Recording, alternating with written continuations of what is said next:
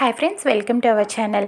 రామ్ సీతలకి మహాలక్ష్మి డబ్బు ఇవ్వాల్సిన పరిస్థితి ఏర్పడుతుంది. చాలా థ్యాంక్స్ పిన్ని అని రామ్ చెప్తూ ఉంటాడు. సరే, మీకు ఇవ్వాల్సిన డబ్బు ఇచ్చేశాను, నా పని అయిపోయింది, నేను వెళ్తాను అని చెప్పి మహాలక్ష్మి తిరిగి వెళ్ళిపోతూ ఉంటుంది. కానీ సీత ఆలోచనలో పడుతుంది.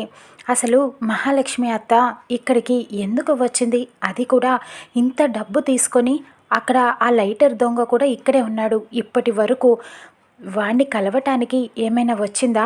ఆ రోజు కూడా దొంగని ఇంట్లోనే పెట్టుకొని ఏమీ తెలియనట్టుగా నాటకమాడింది. ఇప్పుడు కూడా ఇక్కడికి ఎందుకు వచ్చినట్టు? వాణ్ణి కలవటానికి, డబ్బు ఇవ్వటానికే వచ్చిందేమో అని అనుమానంగా ఉంది.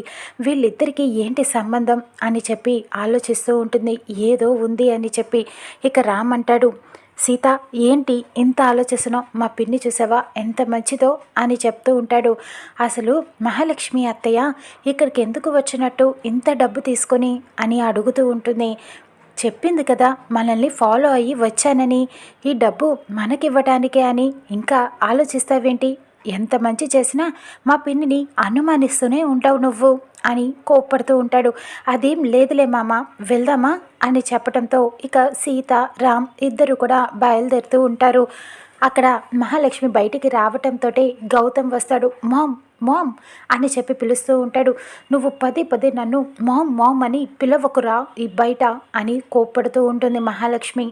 మామ్ని మామ్ అనక జామ్ బన్ అంటారా ఏంటి అని అరుస్తూ ఉంటాడు. ఇంతకీ డబ్బు తీసుకొచ్చావా? ఏవి డబ్బు అని అడుగుతూ ఉంటాడు.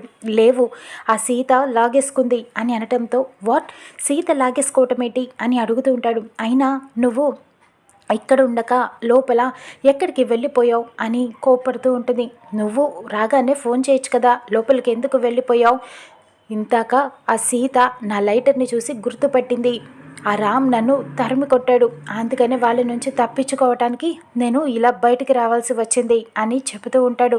ఒరే, నువ్వు నన్ను తొందరలోనే చంపేసేలాగా ఉన్నావురా, నీ వల్ల నా విషం అంతా బయట పడిపోయేలాగా ఉంది అని తిడుతూ ఉంటుంది. సరే కానీ సీత ఎందుకు లాక్కుంది డబ్బు అని అడుగుతూ ఉంటాడు. ఇవ్వాల్సిన పరిస్థితి వచ్చింది ఆ సీతకి.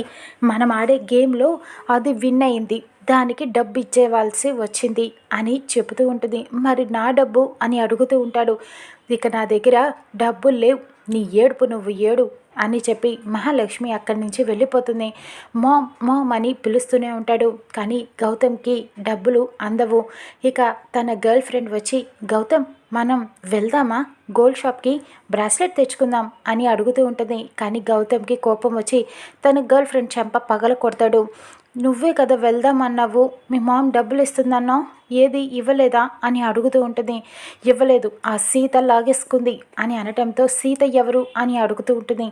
రామ్ భార్య అని అనటంతో అసలు వాళ్ళెవరు, మధ్యలోకి వాళ్ళు ఎందుకు వచ్చారు అని అడుగుతూ ఉంటుంది.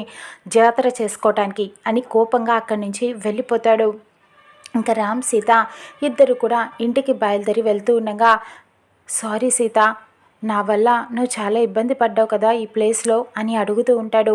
అదేంటి మామ, నేనేమి బాధపడలేదు, కానీ నువ్వే నీ ఫ్రెండ్స్తో సరిగ్గా ఎంజాయ్ చేయలేకపోయావు నా వల్ల కదా అని అడుగుతూ ఉంటుంది. ఎందుకు మామ వెస్ట్రన్ డ్రెస్ వేసుకోమని అడుగుతున్నావు అని అంటుంది. ఏం లేదు, నువ్వు అందంగా ఇంకా బాగుంటావు అని రామ్ చెప్తూ ఉంటాడు. అంటే ఇలా చీరలో నేను బాగాలేదా అని అడుగుతుంది. అదేం లేదు సీత, నువ్వు శారీలో కూడా బాగున్నావు, కానీ వెస్ట్రన్ డ్రెస్లో ఇంకా అందంగా ఉంటావు అని చెప్తూ ఉంటాడు. నేను వెస్ట్రన్ డ్రెస్ వేసుకోలేదని, మోడ్రన్గా లేనని నన్ను వదిలేయవు కదా అని అడుగుతూ ఉంటుంది సీత. సీత ఇంకెప్పుడు అలా మాట్లాడుకు, నాకు నీలా నువ్వు ఉండటమే నాకు నచ్చుతుంది, అంతే తప్ప ఏదో బాగుంటావని అడిగాను, కానీ నువ్వు ఇలా కాదు సీత, ఇంకెప్పుడు అలా మాట్లాడకు, నిన్ను ఎప్పటికీ నేను వదలను సీత అంటూ సీతకి ప్రామిస్ చేసి చెబుతూ ఉంటాడు. మన ఇద్దరి మధ్యలో ఎప్పటికీ మూడో మనిషి రానే రాదు అని ప్రామిస్ చేస్తాడు. ఇక సీత చాలా సంతోషపడుతూ ఉంటుంది. సరే వెళ్దామా అని చెప్పి బయలుదేరి వెళ్తూ ఉంటారు. అక్కడ ఆలోచిస్తూ ఉంటుంది విద్యాదేవి.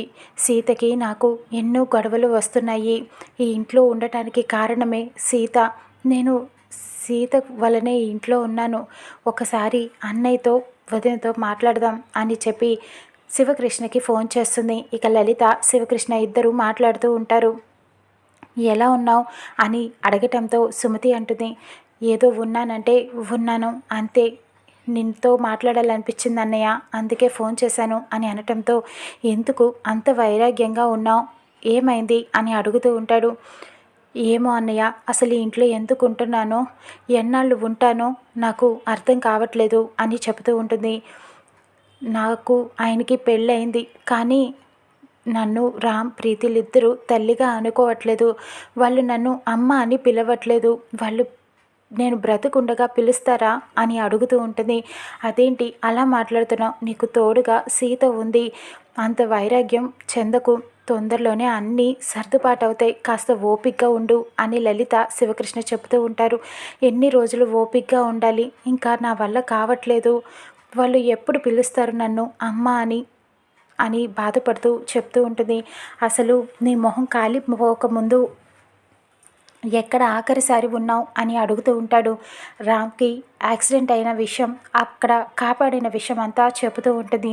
అక్కడి నుంచి మొదలు పెట్టాలి, తొందరలోనే నేను ఏదో ఒకటి ఆధారం తీసుకొని వస్తాను, నువ్వు కంగారు పడకు అని చెబుతూ ఉంటాడు.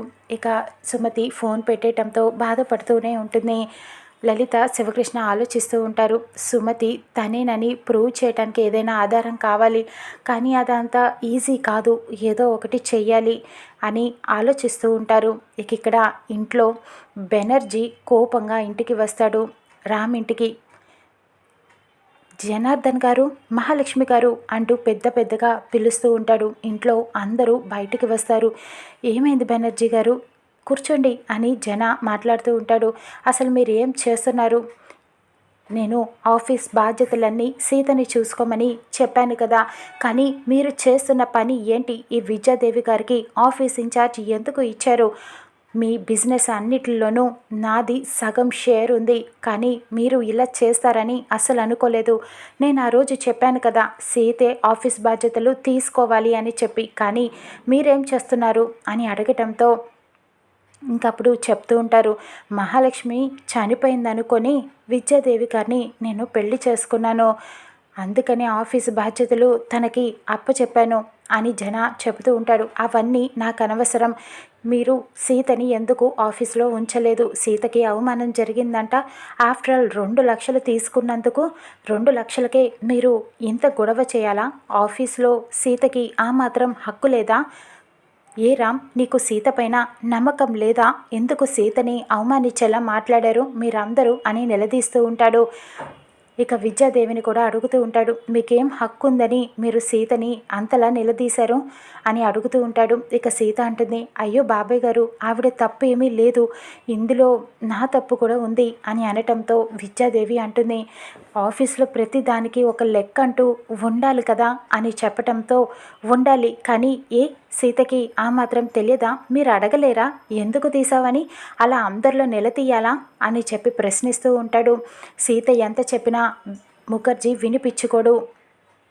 ఇక అందరినీ వార్నింగ్ ఇస్తూ ఉంటాడు. ఇంకొకసారి సీతకి అవమానం జరిగిందో నేను ఊరుకునేదే లేదు, సీతకి ఆఫీస్ బాధ్యతలు అప్పచెప్పాల్సిందే అని చెబుతూ ఉంటాడు. ఇక వెళ్ళిపోయాక అసలు ఎవరు చెప్పారు బెనర్జీ గారికి ఇదంతా అని జన అడుగుతూ ఉంటాడు. ఇక అర్చన అంటుంది, ఏం లేదు, ఇదంతా కూడా సీతే చేసి ఉంటుంది, సీతే చెప్పి ఉంటుంది, తనకు అవమానం జరిగింది కదా అని అనటంతో నేను చెప్పలేదు, నేను అలాంటి దాన్ని కాదు, అసలు ముఖర్జీ గారికి నేను ఆ విషయమే చెప్పలేదు అని సీత చెప్పిన జన ఎవరు కూడా సరిగ్గా సీతని నమ్మరు. ఇక విద్యాదేవి సీతకి నా వల్ల నువ్వు బాధపడి ఉంటే సారీ సీత అని బాధపడుతూ లోపలికి వెళ్ళిపోతుంది. ఇక జన చెప్తాడు, సీత నువ్వు చెప్పకపోతే వదిలే, కానీ చెప్పి ఉంటే మాత్రం ఇంకొకసారి తప్పు చెయ్యకు అని కోపంగా వెళ్ళిపోతాడు. ఇక తర్వాత అందరూ బాధపడుతూ ఉంటారు. కానీ రామ్ చెప్తాడు, సీత నీ మీద ఆ నమ్మకం నాకు ఉంది, నువ్వు చెప్పలేదని నాకు తెలుసు అని సీతని ఓదారుస్తూ లోపలికి తీసుకొని వెళ్తాడు. ఇక అర్చనతో మహా చెప్తుంది, నేనే చెప్పించాను ఆఫీస్ స్టాఫ్తో అని అనటంతో అర్చన ఆశ్చర్యపోతుంది. ఎందుకు చెప్పావు, ఇప్పుడు సీత ఆఫీస్ ఇన్ఛార్జ్ తీసుకుంటే నీ గతి ఏం కాను అని అనటంతో అదంతా తర్వాత చూసుకుందాం. సీత ఆఫీస్ ఇన్ఛార్జ్ అయితే ఎలా తప్పించాలో నాకు తెలుసు. కానీ ఇప్పుడైతే విద్యాదేవి తప్పించుకుంది కదా ఆఫీస్ నుంచి, అది చాలు, తర్వాత కదా నేను నడిపిస్తా అంటుంది. ఇక అక్కడ బెనర్జీ కూతురు అమెరికా నుంచి ఫోన్ చేసి మాట్లాడుతుంది. అమ్మ మిథున, ఎప్పుడు వస్తావు, ఎగ్జామ్స్ ఎప్పుడు అని అడుగుతూ ఉంటాడు. తొందరలోనే అయిపోతున్నాయి, మీరు ఎప్పుడు వస్తున్నారు అని అడగటంతో, నువ్వే ఇండియాకి తొందరగా రావాలి ఎగ్జామ్స్ ఫినిష్ చేసుకొని అని మిథునకి చెప్తూ ఉంటాడు. ఇక ఎగ్జామ్స్ అయిన వెంటనే మిథున ఇండియాకి ప్రయాణం అవ్వటానికి అన్నీ సిద్ధం చేసుకుంటూ ఉంటుంది. ఇక మిథున ఇక్కడ ఏం చేయబోతుందో చూద్దాం రానున్న ఎపిసోడ్లో.